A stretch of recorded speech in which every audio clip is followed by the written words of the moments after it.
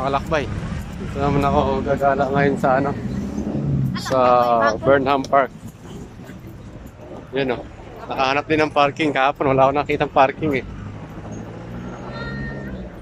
Yun o. Hindi yung mga nagpapatakbo ng ano. Yan. Kaya pala medyo madilim yung video ko mga kalakbay dahil alas 5 ng hapon na ako pumunta rito eh. Dahil after ng work, saka pala ako pumunta dito. So yun, nakikita natin daming tao. Yan o. Puntahan natin tong ano,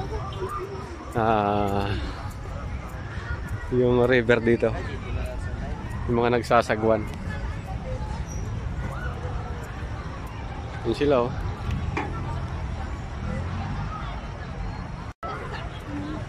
Walking lang ako dito mga kalakbay. Dahil ano eh, wala mo akong kakwentuhan para lumapag dyan sa mga damo na yan. So ang gagawin natin dito is walking lang. Ayun na.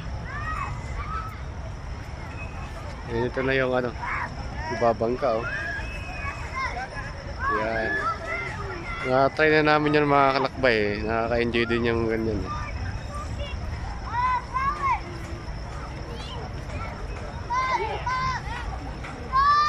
Yan, ang dami na namamangka oh.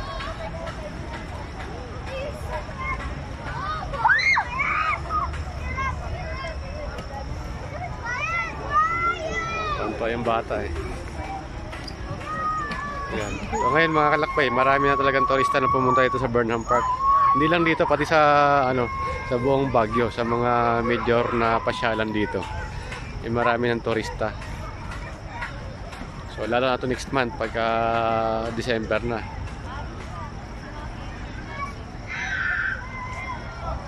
Nako, yan yung sinakyan namin noon eh. Muntik ako makabangga eh. Wala pa kasi akong lisensya nun. Lakad ulit. Dahil wala naman tayong ano dito, pintuhan, so lakad-lakad lang. Burnham Park.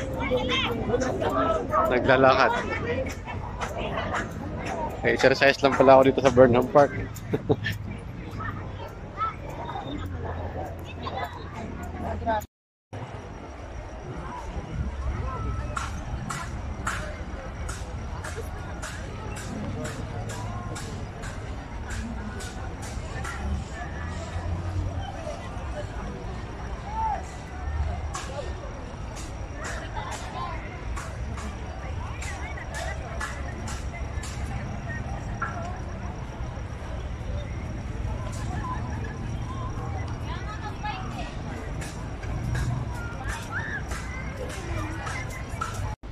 Ayun, inaabot naman ako ng gutom, makakalakad-lakad mga kalakbay. So, maghahanap na naman ako ng ano, ng mga chicha-chicha lang dito sa gilid ng Burnham Park. Baka meron tayong makita dito. Dito, nakikita ko mga ano lang, buko juice. Wala man lang mga pwede makakain ng masarap na kainan. Yun, yung mga cart pa rin na pwede sakyan mga kalakbay. Gutom na ako, so paano ba? I-skid ba? So, tayo dito sa kabila.